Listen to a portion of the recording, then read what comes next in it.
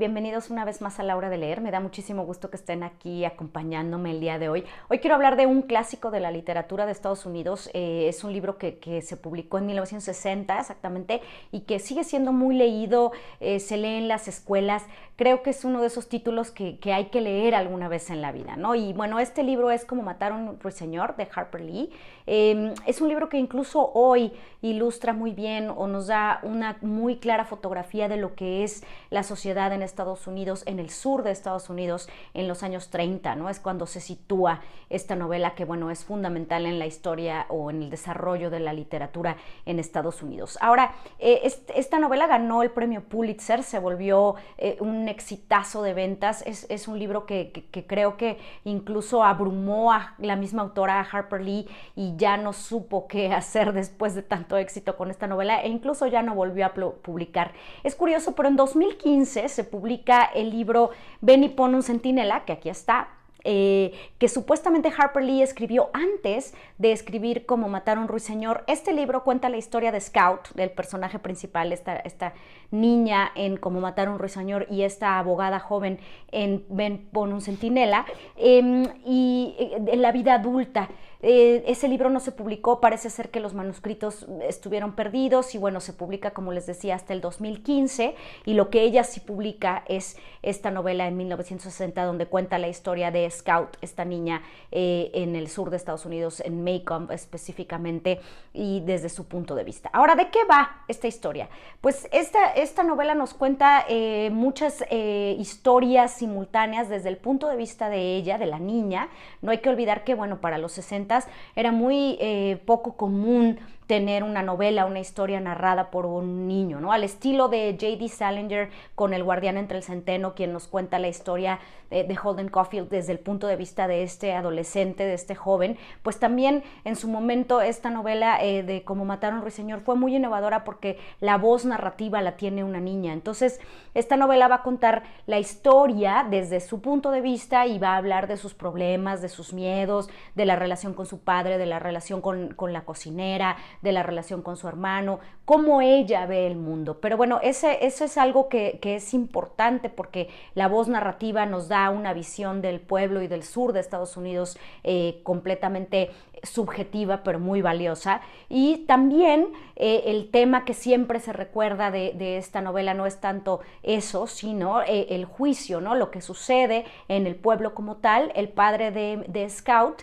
y de Jem, que es su hermano, es un abogado muy conocido del pueblo, digamos que es el abogado prestigioso del pueblo, y él decide defender a Boo Radley, a Tom Robinson, que es un hombre negro que es acusado de violación en el pueblo. Y entonces imaginemos este contexto de 1930, donde Estados Unidos está saliendo de la Gran Depresión. Pues obviamente este hombre negro iba a ser juzgado de otra manera o desde una perspectiva distinta, simplemente por la raza, por su raza. Y Atticus Finch, que es el papá de Scout, decide defenderlo, y esto le va a acarrear pues un sinnúmero de problemas, conflictos, confrontamientos con los vecinos, con otros habitantes de Macomb, y de ahí se desarrolla la historia. También tenemos la historia de Boo Radley, que es este otro personaje, quien es muy misterioso, nunca sale de su casa, les da miedo a los vecinos, entre ellos Scout y su hermano Jem, y entonces ellos se deciden como que quieren descifrar qué es lo que pasó con él. Una persona que, bueno, es autista, pero imaginen también ese contexto de los 30 en Estados Unidos, cuando estas enfermedades pues obviamente no habían sido ni bien clasificadas ni bien nombradas. Entonces, esta novela pues nos cuenta la historia de Macomb, nos cuenta la historia del pueblo. Ahora, cuando se publica, que es en 1960, pues también es importante resaltar que es la década en la que en Estados Unidos se estaba luchando por los derechos civiles, por los derechos de la mujer. Entonces también es una novela que es muy pertinente en el tiempo de su publicación porque habla sobre esta idea de igualdad. Ahora, la novela, como les les decía, situada en los 30, pues obviamente está Estados Unidos en medio de la Gran Depresión, se vislumbra que el sueño americano pues no existe, que se cayó, que es difícil de lograrlo, y entonces también vemos un poco a este Atticus Finch, que es el abogado conocido y respetado en el pueblo, que también se da cuenta que este sueño que él tenía de una América o de un Estados Unidos unido, con ciertos valores morales, con cierta igualdad, pues se está desquebrajando en ese contexto de los 30 después de la Gran Depresión, y obviamente también es complicado en el contexto cuando se publica en los 60. Entonces Atticus Finch es un personaje central, digamos, en la novela, y obviamente pues Scout está narrando desde su edad y desde el punto de vista de la hija, entonces él es un héroe, aunque sea un héroe poco convencional, no es tradicional, digamos, pero es un héroe porque es alguien que es un ejemplo para la sociedad, que es un ejemplo para los vecinos, y es un ejemplo también para el contexto de legal y de los juicios y de los abogados en ese tiempo. Entonces es un personaje central. Hay una adaptación de 1962 al cine, es una película que es muy muy buena, es una gran adaptación porque sí sigue al pie de la letra la historia, la trama de cómo matar a un ruiseñor, y creo que está bastante bien adaptada. Obviamente pues no hay que olvidar el símbolo como tal del ruiseñor, ¿no? Hay una conversación que Atticus Finch tiene con Scout, con su hija, donde hablan de esta ave y hablan de lo que representa matar un ruiseñor, y bueno, el ruiseñor en sí dentro del contexto de la novela tiene un significado simbólico y representa algo muy importante para Scout y en general para los niños y para el pueblo de Maycomb. Otra cosa que también es muy curiosa de este libro, y es creo que relevante,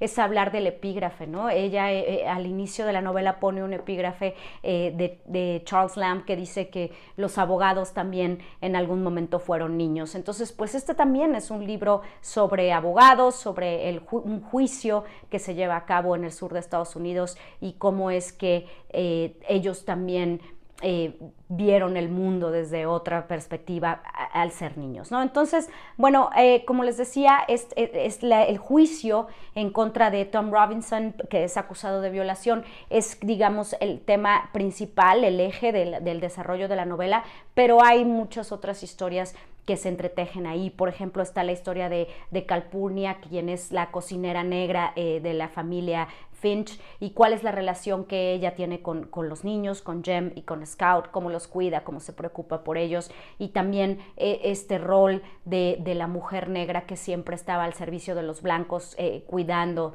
de la familia, ¿no? Entonces, creo que sí es una novela determinante para su época.